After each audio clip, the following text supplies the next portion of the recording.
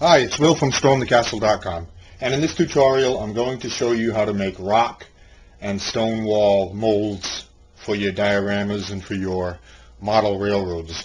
Rubber molds, much like these. You can buy rubber molds like this for rocks, or you can make your own rubber molds. And the thing I like about making rubber molds is making castle walls and different types of castle features. I don't think you can buy molds for them. See? Now what I want to do is make a mold of this wall out of rubber, and then I can cast the hydrocal or plaster of Paris into it and make lots of copies of it inexpensively.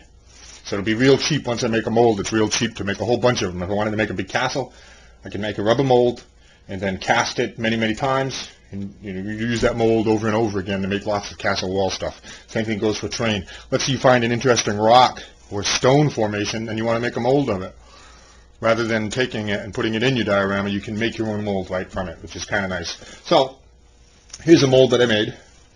This is the back side, but here's the inside. And I don't know if you can see it, but this is a brick pattern in here.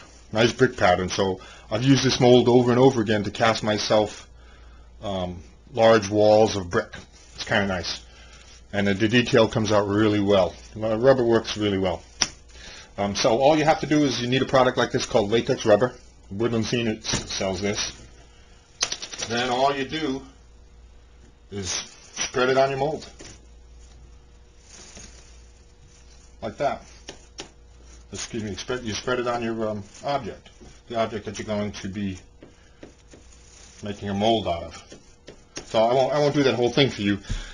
But you spread one layer, cover it totally, even go over the sides. You have to go over the sides of it if you're using something like this.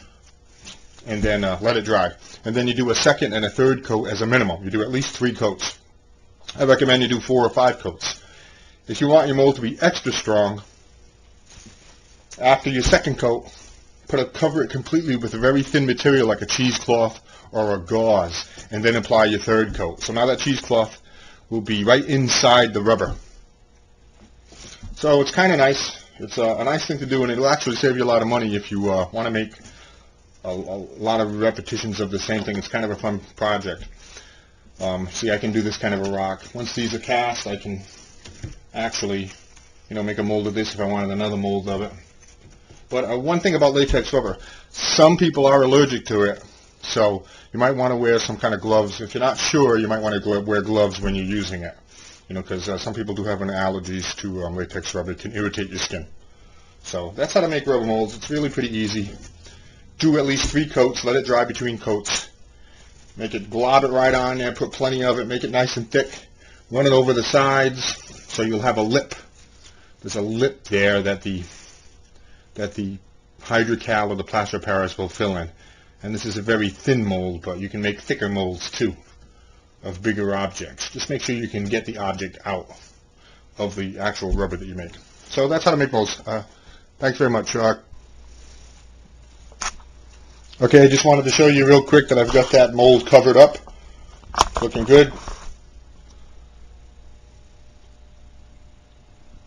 As the other mold. And you can see on there, there's some paper on there stuck to this mold here. You can see I did it on a surface that had some cardboard on it or something.